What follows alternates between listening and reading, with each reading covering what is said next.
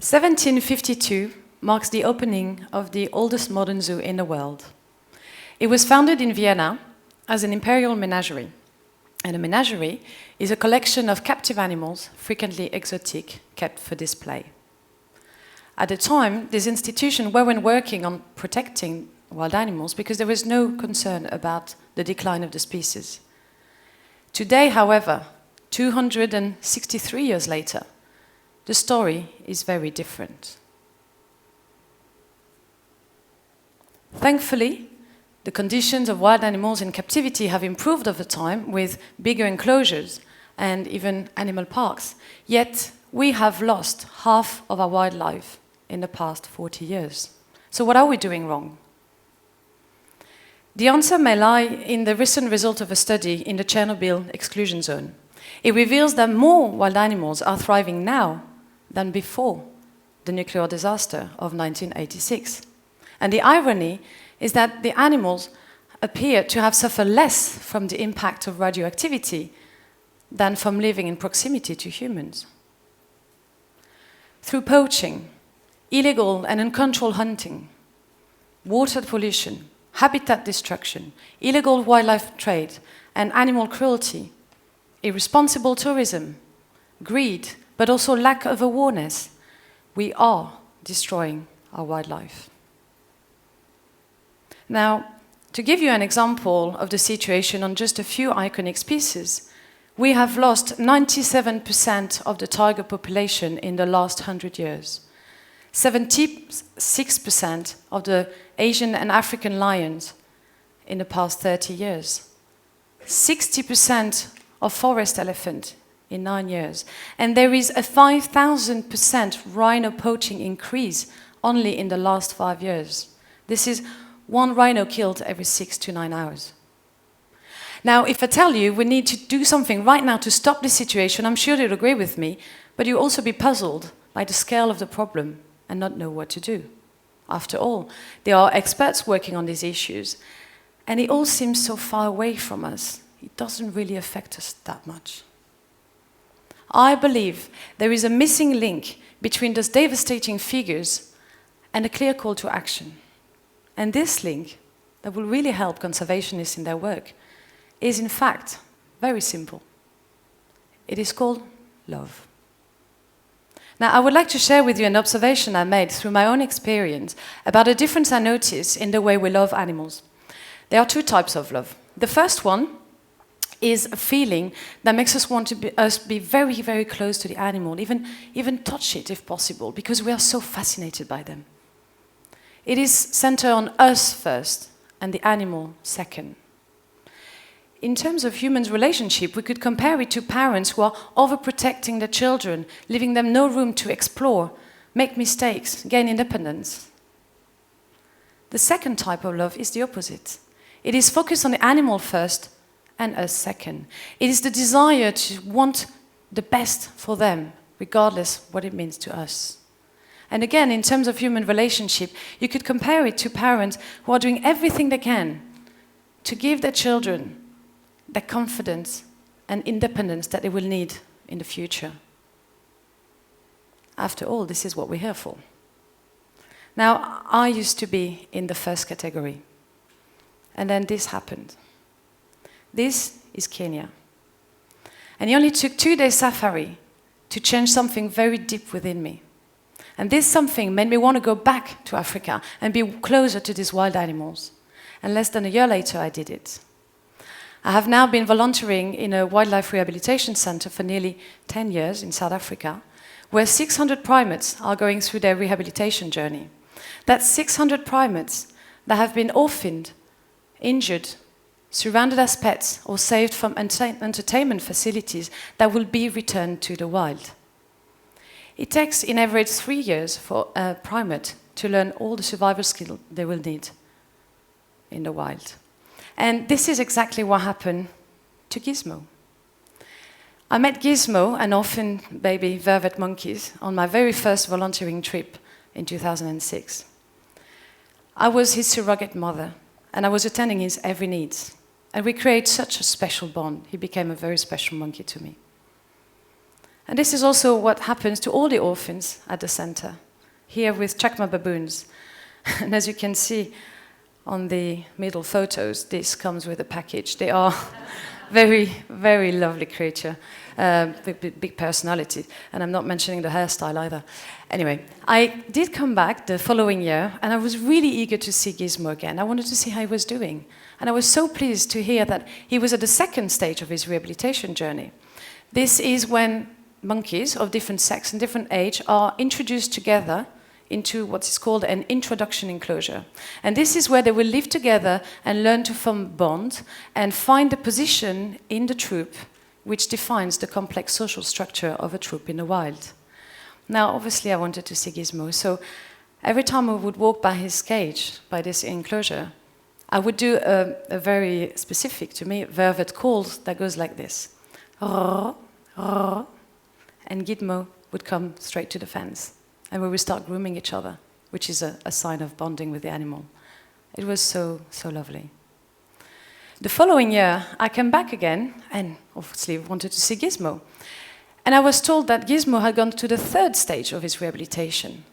And this is called semi-wild. This is when the troop from the introduction enclosure are moved into a much bigger enclosure, which is electrified to prevent the primates to escape from the center, but they live in the natural habitat.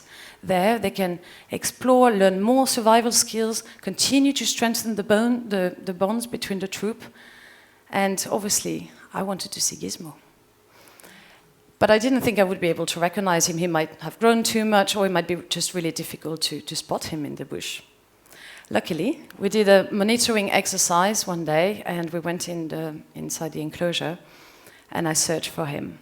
And I found him. He was up in a tree. And I did this vervet call again. And then he turned his head.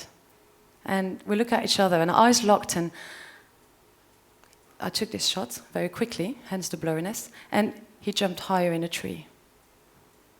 If I'm honest, deep down, I think I wanted Gizmo to come and see me, just to show that he recognized me like he used to do. But this was a turning point for me, because this is when I realized how you should love wild animals.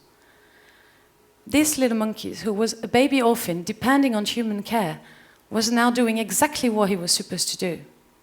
He was afraid of humans, therefore wild. I had to learn to let go. Unfortunately, I wasn't able to participate to the release of Gizmo and his troop back to the wild, but I have since been involved in the preparation of a release, and it goes like this. First, we need to capture all the monkeys, which are about 25 to 30 of them, in the enclosure, which is no small task, and they have a health check. Then we transport them in travel boxes. If you wonder, I did hit my head on the frame of the door many times, actually. And we transport them into this temporary enclosure in which they will be released, and they will live for 2 weeks. This is to make sure that they get used to the environment, but also continue to function as a troop with the same ranking that they had at the center.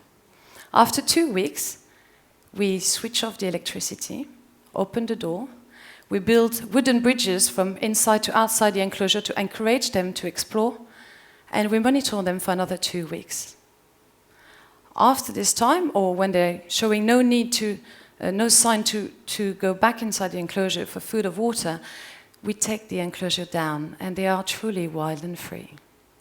We do not leave them just yet, because we need to continue monitoring the troop post-release, as this is the only way to assess whether he was successful.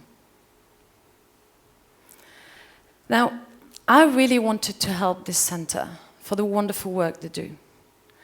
And I realized that, like many other wildlife centers, in fact, their main support was through voluntary donations. So I started to fundraise for them.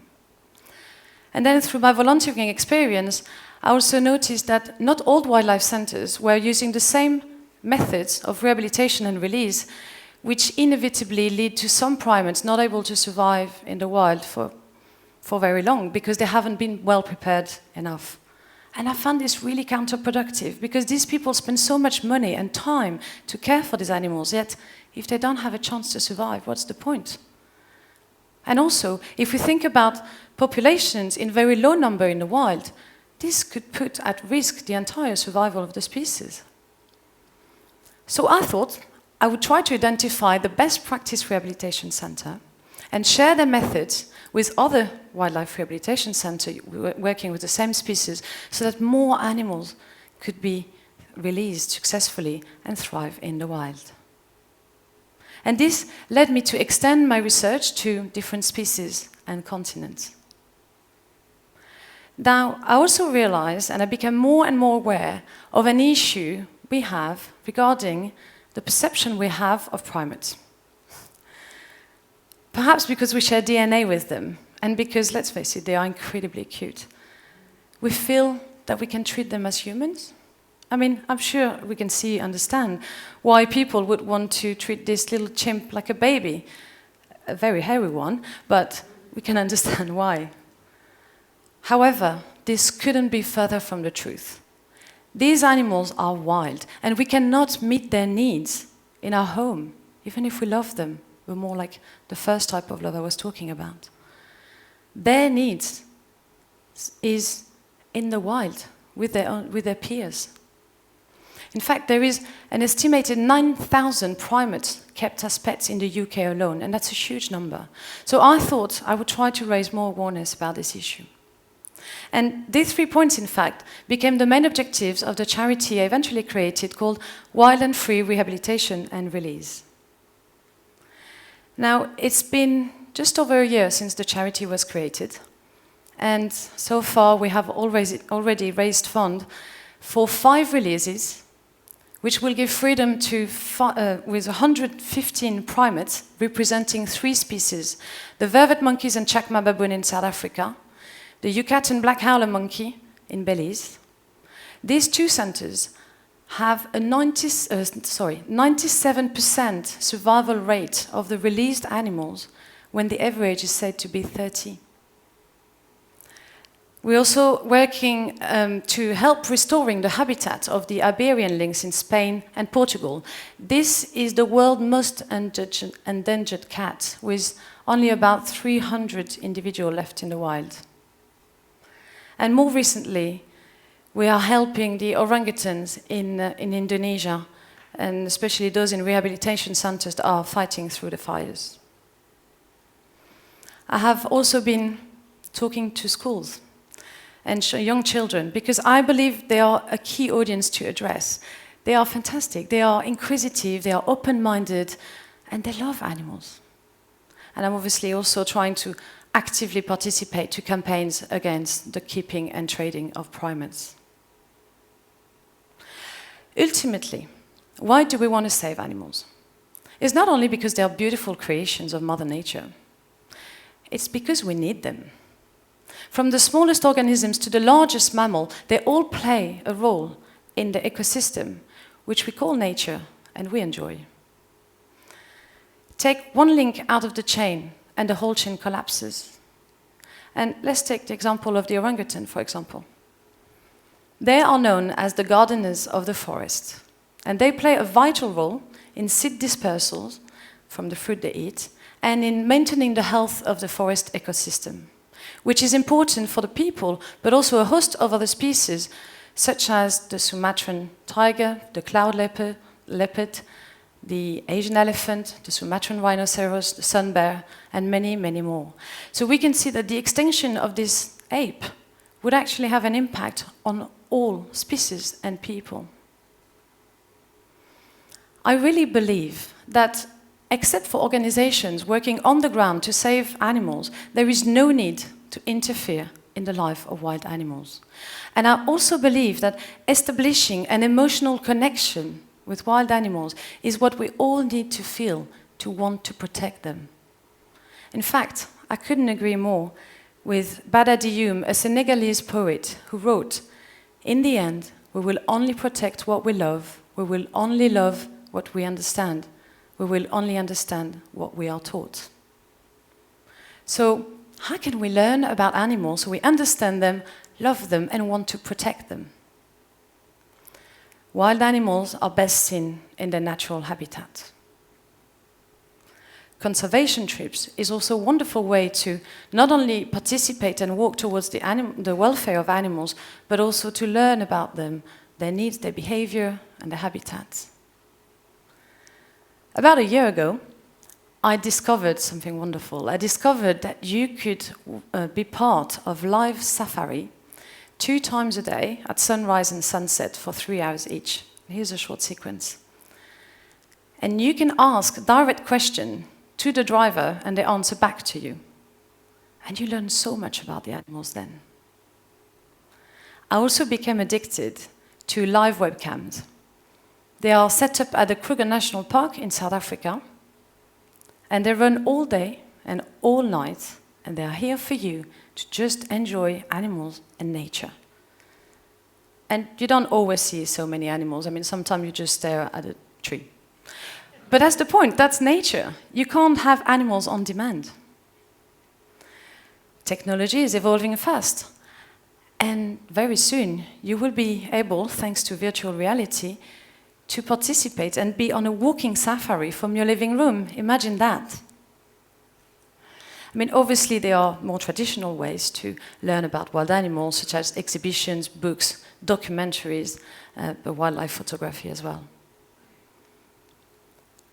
But there's also wildlife everywhere around us, and we should learn to appreciate it more. Take time to stop, observe, listen to nature. It is up to us to open our eyes, because each animal holds fascinating facts about them. And if you're not really an animal person, well done for listening to me. First, it's nearly over. But also, please do remember to be kind to all living things.